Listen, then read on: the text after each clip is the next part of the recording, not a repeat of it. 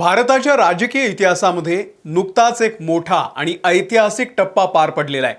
पंतप्रधान नरेंद्र मोदी यांनी पंडित जवाहरलाल नेहरू यांच्या पंतप्रधान पदाचा जो कार्यकाळ आहे म्हणजेच तब्बल 4398 दिवसांचा जो रेकॉर्ड होता तो मोडलेला आहे।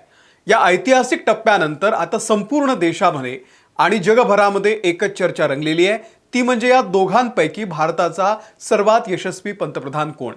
आजच्या या विशेष व्हिडिओमध्ये आपण कोणत्याही एका नेत्याला श्रेष्ठ किंवा दुय्यम न ठरवता अधिकृत माहिती जी आहे त्याच्या आधारे दोघांच्याही कालखंडाचा, त्यांच्या समोरच्या आव्हानांचा आणि त्यांच्या कामगिरीचा एक समतोल आढावा घेणार आहोत। या दोन्ही नेत्यांविषयी टोकाची सकारात्मक आणि टोकाची नकारात्मक मतं असणारा एक वर्ग आपल्याकडे आहे याची जाणीव आहे।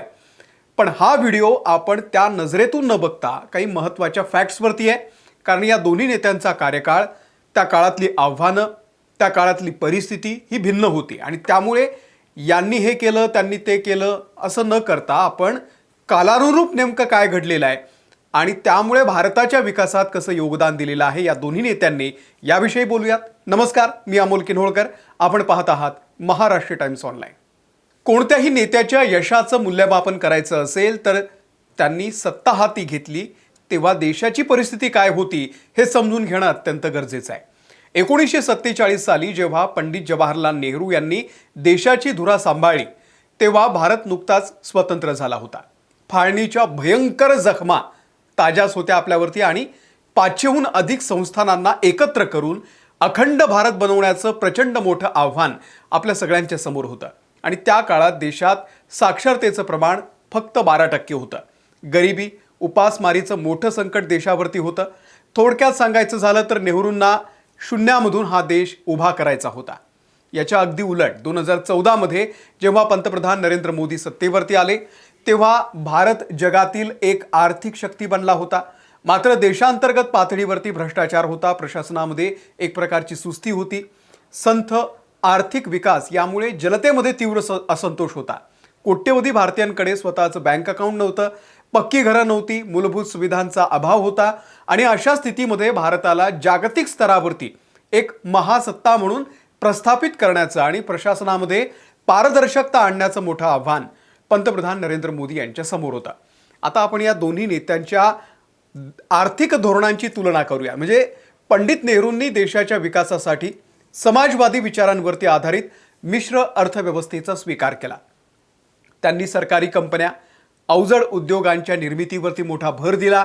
त्यांच्याच कार्यकाळामध्ये भाकरा नांगल सारखी मोठी धरणं, स्टील प्लांट्स आणि IIT, IIM यासारख्या जागतिक दर्जाच्या शिक्षण संस्थांची पायाभरणी झाली, ज्याला नेहरूंनी आधुनिक भारताची मंदिरं म्हटलेलं होतं।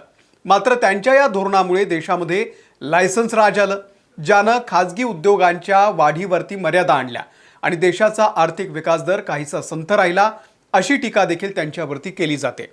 दुसरीकडे पंतप्रधान नरेंद्र मोदी यांनी आर्थिक विकासासाठी खाजगी क्षेत्राला चालना देणारे आणि तंत्रज्ञानावरती आधारित मॉडेल स्वीकारलं। त्यांनी देशामध्ये वस्तू आणि सेवा कर म्हणजेच GST लागू करून एक देश एक कर ही प्रणाली आणली। मेक इन इंडिया आणि पायाभूत सुविधांच्या विकासाच्या अंतर्गत देशभरामध्ये हायवेज, रेल्वे आणि विमानतळांचं अभूतपूर्व जाळं सुद्धा निर्माण झालेलं आहे। सर्वात महत्त्वाची क्रांती म्हणजे डिजिटल पेमेंट UPIच्या क्षेत्रामध्ये, ज्यानं भारताला जगामध्ये अव्वल बनवलेलं आहे। परंतु त्यांच्या काळातील नोटाबंदीच्या निर्णयाचं अर्थव्यवस्थेवरती जे परिणाम झाले आणि सध्या देशासमोरचे बेरोजगारी, महागाई हे जे प्रश्न आहेत ते सोडवता आलेले नाही आहेत आणि या मुद्द्यांवरून त्यांच्यावरती आजही टीका होते। दोन्ही नेत्यांच्या सामाजिक आणि धार्मिक धोरणांबद्दल विचार केला तर पंडित नेहरूंचा दृष्टिकोन हा पाश्चात्य पद्धतीच्या धर्मनिरपेक्षवरती आणि वैज्ञानिक दृष्टिकोनावरती आधारित होता। समाजाला आधुनिक बनवण्यासाठी त्यांनी त्या काळातील पारंपरिक विरोधाला डावलून हिंदू कोड बिल हे संसदेमध्ये मंजूर करून घेतलं।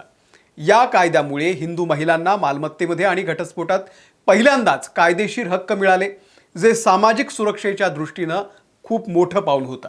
मात्र त्यांच्या या धर्मनिरपेक्षतेच्या धोरणावरती नंतरच्या काळामध्ये उजव्या विचारसरणीच्या अल्पसंख्याकांचं लांगुल चालन अशा प्रकारची टीका वारंवार केली गेली। याच्या अगदी वेगळं धोरण पंतप्रधान नरेंद्र मोदी यांचं राहिलेलं आहे। त्यांचं राजकारण आणि समाजकारण हे सांस्कृतिक राष्ट्रवाद आणि सबका साथ सबका विकास या सूत्रावरती चाललं. भारताच्या प्राचीन गौरवशाली संस्कृतीला पुन्हा एकदा केंद्रस्थानी आणणं हा त्यांचा मुख्य अजेंडा राहिलेला आहे. त्यांच्याच कार्यकाळामध्ये अयोध्या राम मंदिराची निर्मिती झाली. जम्मू काश्मीरमधून कलम 370 हटवणं असेल किंवा मुस्लिम महिलांसाठी 3 तलाक विरोधी कायदा संमत करणं असेल, यासारखे ऐतिहासिक आणि धाडसी निर्णय मोदी सरकारच्या काळामध्ये झालेले आहेत. यासोबतच उज्ज्वला योजना आणि आवास योजनेच्या माध्यमामधून त्यांनी गरिबांचं आणि महिलांचं सामाजिक सक्षमीकरण सुद्धा केलेलं आहे, कोणीही नाकारू शकत नाही. परंतु विरोधकांच्या मते या सांस्कृतिक राष्ट्रवादामुळे देशामध्ये धार्मिक ध्रुवीकरण वाढलेलं आहे आणि लोकशाही संस्थांच्या स्वातंत्र्यावरती गदा आलेली आहे. परराष्ट्र धोरणाचा विचार केला तर पंडित नेहरूंनी शीतयुद्धाच्या काळामध्ये जगातील कोणत्याही महासत्तेच्या गटामध्ये सामील न होता अलिप्ततावादी चळवळ सुरू केली आणि ज्यामुळे आंतरराष्ट्रीय स्तरावरती भारताला एक वेगळी प्रतिष्ठा मिळाली. ते जागतिक शांततेचे दूत मानले गेले. मात्र 1962च्या भारत-चीन युद्धातील पराभवामुळे आणि त्यांच्या हिंदी चीनी भाई भाई या धोरणामुळे त्यांच्या परराष्ट्र धोरणाला मोठा धक्का बसला. दुसरीकडे पंतप्रधान नरेंद्र मोदी यांनी परराष्ट्र धोरणामध्ये भारत प्रथम हे अत्यंत आक्रमक आणि व्यावहारिक धोरण स्वीकारलेलं आहे. त्यांनी राष्ट्रीय सुरक्षेच्या बाबतीमध्ये सर्जिकल स्ट्राईक सारखे कठोर निर्णय सुद्धा घेतले. आज त्यांच्या नेतृत्वाखाली भारतानं G20चं यशस्वी अध्यक्षपद भूषवून जागतिक राजकारणामध्ये ग्लोबल साऊथचा म्हणजेच विकसनशील देशांचा मजबूत आवाज म्हणून स्वतःला सिद्ध केलेला आहे. आज अमेरिका असो किंवा रशिया असो, सर्वच मोठे देश भारताच्या भूमिकेला महत्त्व देत आहेत. जेव्हा आपण या दोन्ही महान नेत्यांच्या प्रदीर्घ कार्यकाळाकडे पाहतो तेव्हा असं दिसून येतं की इतिहास कोणा एकाला श्रेष्ठ किंवा दुसऱ्याला दुय्यम ठरवू शकत नाही. पंतप्रधान पंडित जवाहरलाल नेहरू, माजी पंतप्रधान पंडित जवाहरलाल नेहरू हे आधुनिक भारताचे शिल्पकार होते, ज्यांनी लोकशाहीची पाळी मुळं ही रुजवली आणि देशाला अशा वेळी सांभाळलं जेव्हा देश विखुरलेला होता. त्यांनी भारताला लोकशाहीच्या रूपामध्ये चालवायला शिकवलं. तर दुसरीकडे पंतप्रधान नरेंद्र मोदी हे नव्या भारताचे निर्माते ठरलेले आहेत, ज्यांनी तंत्रज्ञान, पायाभूत सुविधा आणि मजबूत आत्मविश्वासाच्या जोरावरती भारताला जागतिक स्तरावरती नव्यानं ओळख मिळवून दिलेली आहे. हे दोन्ही कालखंड आपापल्या जागी अनन्यसाधारण आणि भारताच्या विकासासाठी अत्यंत महत्त्वाचे आहेत. या दोन्ही नेत्यांवरती टोकाच्या टीका होतात. त्यांच्या कार्यकाळाविषयी अनेकांचे मतभेद आहेत, परंतु जागतिक स्तरावरती आज भारत वाटचाल करतोय, त्यात या दोन्ही नेत्यांचं महत्त्व कोणीही नाकारू शकत नाही. तुम्हाला नेहरूंच्या आणि पंतप्रधान नरेंद्र मोदी यांच्या कार्यकाळाबद्दल नेमकं काय वाटतंय? तुमच्या मते भारताच्या जडणघडणीमध्ये कोणत्या कालखंडाचा प्रभाव अधिक आहे? तुमचं मत आम्हाला कमेंट करून नक्की सांगा.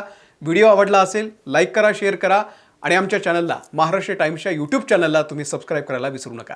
धन्यवाद.